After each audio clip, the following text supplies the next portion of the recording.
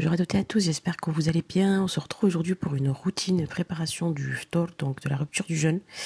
Voilà, vous verrez avec moi un petit peu quelques étapes, quelques recettes. Les recettes ne seront pas complètes, donc si jamais vous avez besoin d'une recette qui vous intéresse, n'hésitez pas à me le dire en commentaire. Je vous laisse avec la suite de la vidéo et j'espère qu'elle vous plaira. Écoutez, let's go!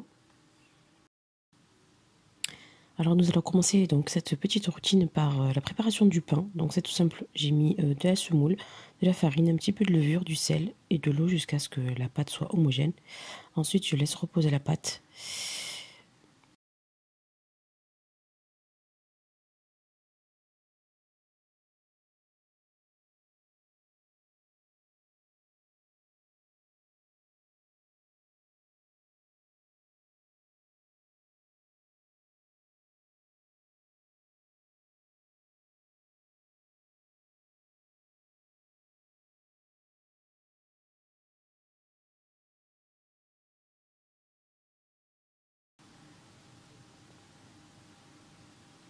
Et j'attaque ensuite donc la pâte pour les petites bisettes. Ce sont des petits pains fourrés, voilà.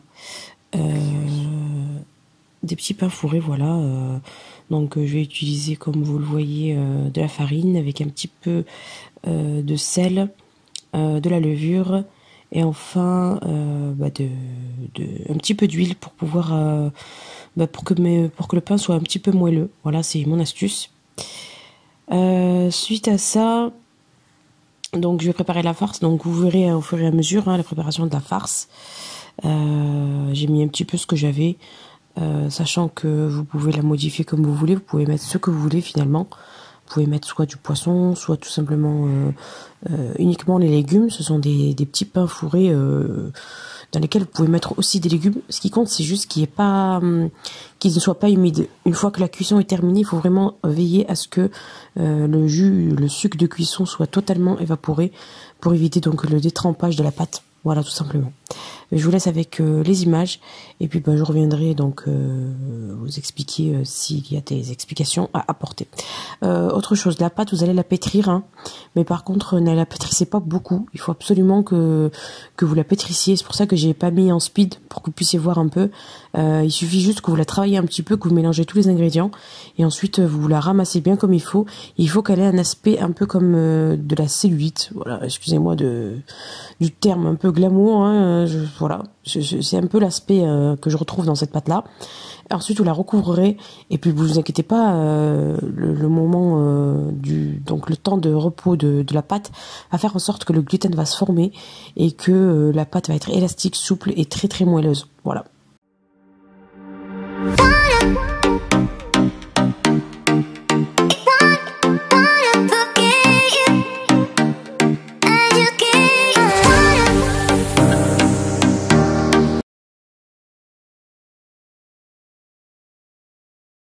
Donc là j'émince l'oignon, comme vous pouvez le voir, j'émince un petit oignon, à peu près une taille moyenne, à peu près approximativement 105 grammes d'oignon, bref, un oignon moyen, tout simplement.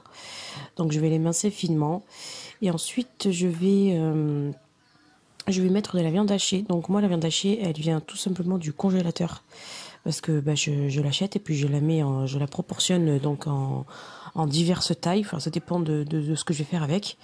Et ensuite, je la mets au congélateur donc, et je la laisse pas décongeler parce que plus vous laissez votre viande décongelée, plus elle est propice à la prolifération des microbes et des bactéries. Donc, il est hors de question que je mette en danger qui que ce soit dans ma famille. Donc, ce que je fais, c'est que je le décongèle directement lors de la cuisson. Ça permet donc aux microbes de ne pas se développer et de tout simplement être foudroyé en plein vol. Voilà, tout simplement.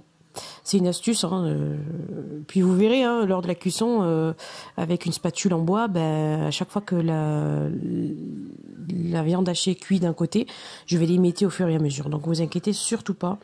Voilà, c'est une astuce. Voilà, tout simplement.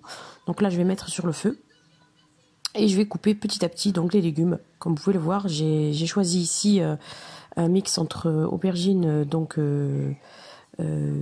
normales et puis des aubergines donc violettes, hachurées, enfin voilà, je sais pas comment on les appelle. Bref, c'est une aubergine d'un aspect différent, mais au goût c'est tout à fait la même chose. Donc je vais aussi mettre une tomate et un demi-poivron ou un quart de poivron. Donc là je vais donc faire rissoler la viande hachée et les oignons. Et je rajoute aussi les poivrons, puisque les poivrons sont un petit peu comme les oignons, ils prennent un petit peu du temps pour la cuisson, donc voilà. Donc vous voyez, comme je vous ai dit, pas de panique, la viande va fondre petit à petit, et au contact donc de la cuisson, elle va s'émietter, et puis bien sûr aidez-vous d'une spatule hein, pour pouvoir faire ça de manière propre. Franchement c'est une recette que j'aime beaucoup. C'est une mixture que j'aime beaucoup faire, que ce soit pour des buns, que ce soit pour donc des ruisettes, donc des pains fourrés, mais aussi pour les msemen aussi. Il suffit tout simplement de juste d'émincer beaucoup plus petit, beaucoup plus finement, pour éviter qu'il y ait de gros morceaux dans la pâte à msemen, sinon votre msemen va se percer. Donc là, bah écoutez, je vais y rajouter les épices une à une. Pardon, je suis désolée. J'ai une voix un petit peu chelou, hein, mais c'est à cause d'une angine qui s'est installée il y a quelques temps. Et j'ai encore la voix un petit peu épuisée. Donc là, on va mettre un tout petit peu de cannelle. Alors attention, ne mettez pas énormément, mais c'est juste pour apporter ce petit goût oriental à la farce. Donc je vais rajouter du sel. Comme vous avez pu le voir, j'en ai mis au début, mais j'en ai mis un tout petit peu juste pour que les oignons puissent être imprégnés du sel. Donc là, je rajoute encore un petit peu pour pouvoir terminer donc l'assaisonnement. Je vais mettre un petit peu de paprika. Donc ça c'est à vue d'œil, hein, Eni Mizani comme on dit, mes yeux sont ma balance hein, en arabe. Je mets franchement à la wargain. Voilà, donc là j'ai mis du paprika. Là je vais mettre du curcuma. Donc le curcuma j'en mets approximativement une demi-cuillère à café, hein, parce que ça suffit largement. Avant j'en mettais énormément dans mes préparations et ça ressortait beaucoup sur le goût et on sentait plus du tout les saveurs.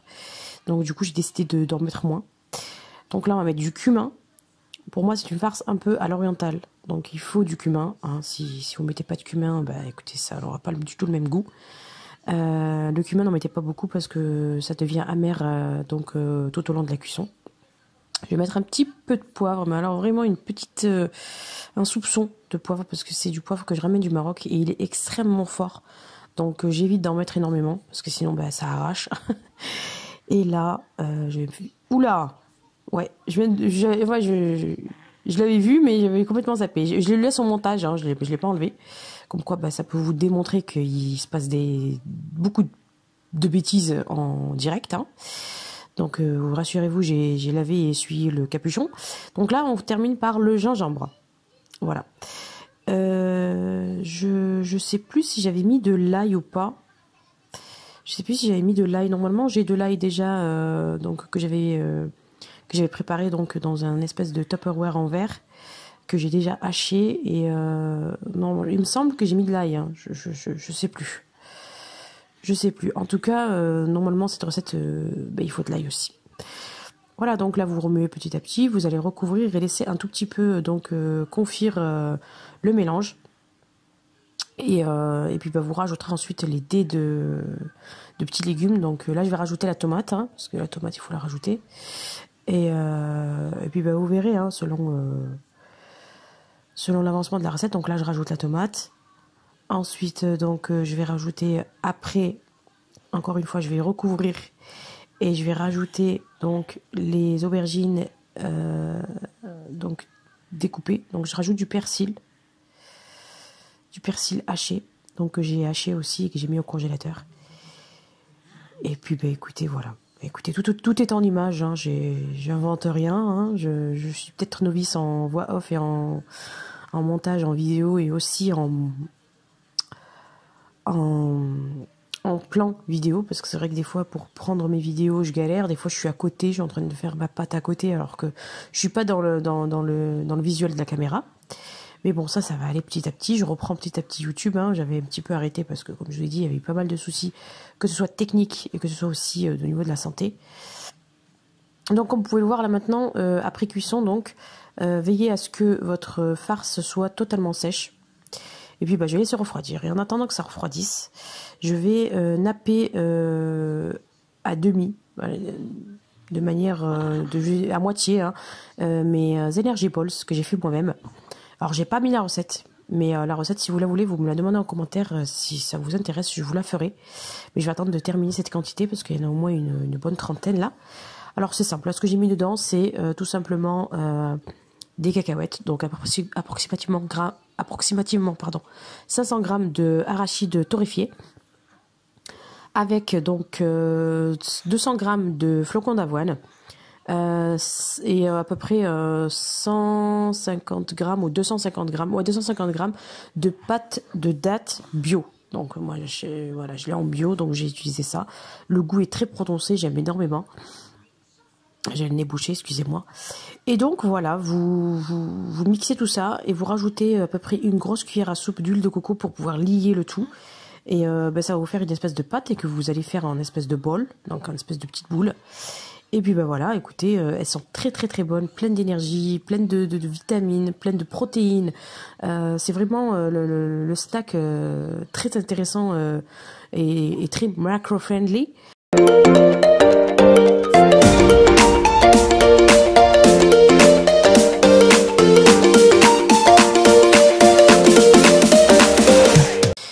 Donc là, nous allons passer donc au façonnage de mes pains, parce que maintenant on va faire le pain. Hein. Alors moi, je mange du pain à base de farine d'orge complète, mais mon mari lui mange de la farine, du pain à base de farine normale. Donc là, écoutez, je vais façonner mes petits pains. Je vous laisse avec les images, vu qu'il n'y a rien de bien transcendant. Tout est expliqué par image. Et puis voilà, si vous voulez la recette à part, je vous ferai une vidéo. Demandez-le moi en commentaire, et je vous ferai une vidéo avec plaisir. Vous enfournerez ensuite vos pains dans un four préalablement préchauffé à 180, donc pendant le temps de la cuisson. Donc une fois que vos pains sont dorés, vous les retirez, vous les recouvrirez d'un linge pour qu'ils restent moelleux. Et puis écoutez, le résultat, comme vous pouvez le constater, est excellent. Franchement, c'est du pain que je fais souvent, à peu près pour une semaine. Ça me suffit pour une semaine, pour mon mari en tout cas. Et voilà, c'est un pain qui est très moelleux, avec une mie dense, mais aussi avec une croûte donc assez intéressante. Et puis voilà, écoutez, vous pouvez aussi varier un petit peu en rajoutant de la farine complète et aussi en rajoutant un tout petit peu d'huile de tournesol ou d'huile d'olive, ou bien tout simplement à faire un mélange eau et lait pour pouvoir avoir vraiment une mie beaucoup plus moelleuse. On va passer maintenant au petit pain fourré.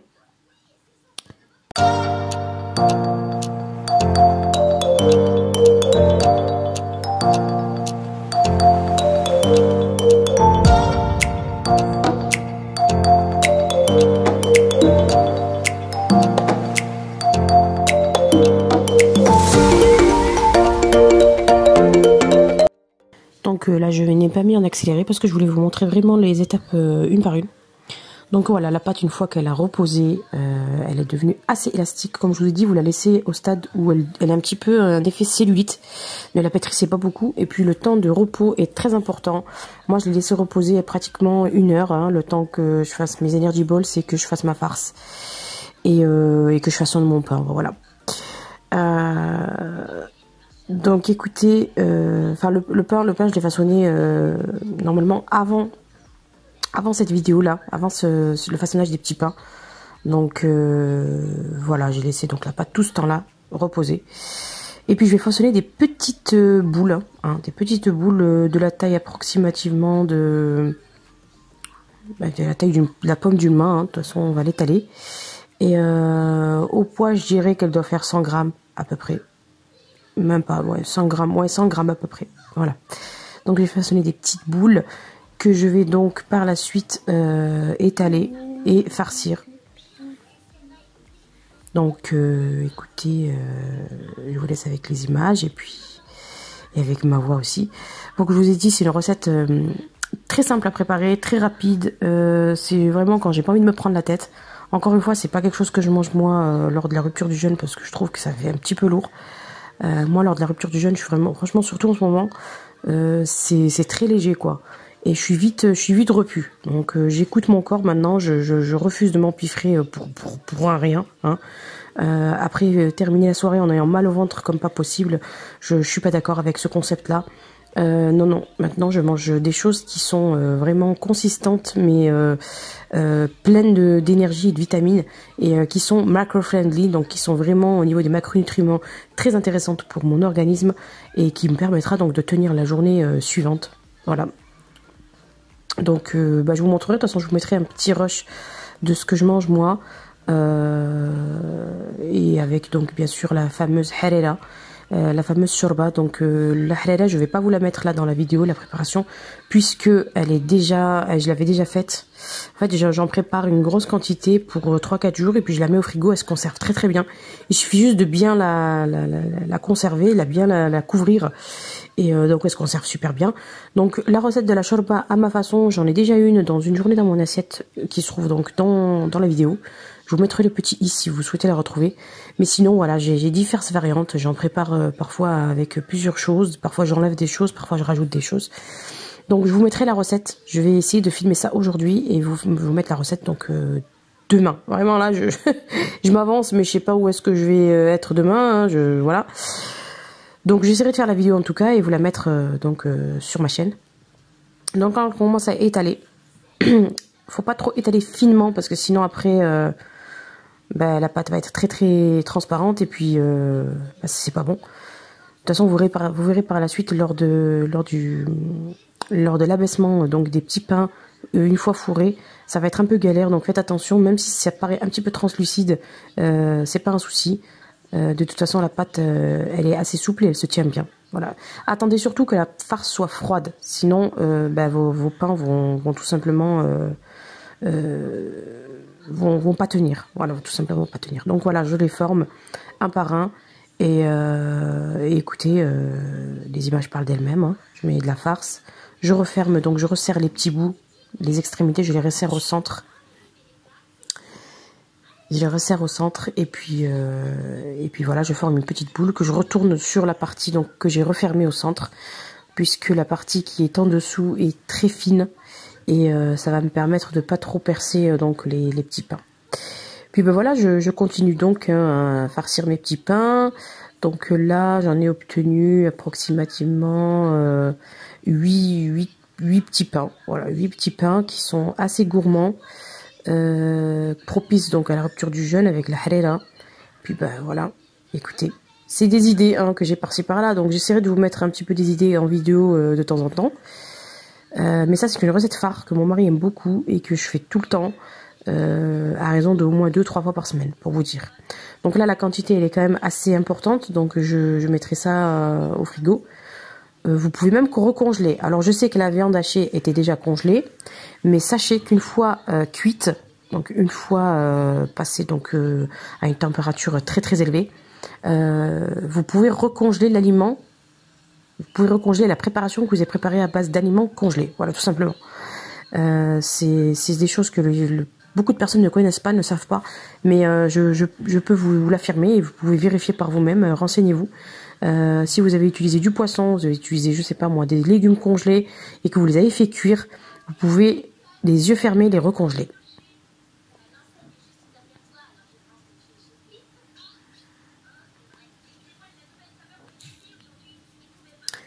Donc là, écoutez, je vais vous montrer comment j'abaisse mes petits pains. Essayez d'être un petit peu très docile avec le pâton de pain, avec le pain fourré. Parce que comme vous pouvez le voir, c'est assez translucide. Et une fois que vous la mettrez à cuire, mettez-la sur le côté justement du dessus. Voilà. Pour que votre pain ne se perce pas lors de la cuisson. Voilà, donc vous avez vu, je l'ai vraiment retourné. Et puis voilà, écoutez, la cuisson c'est pas sorcier. Vous faites cuire jusqu'à ce que ça soit doré. Et lors du moment où vous allez retourner donc votre petit pain,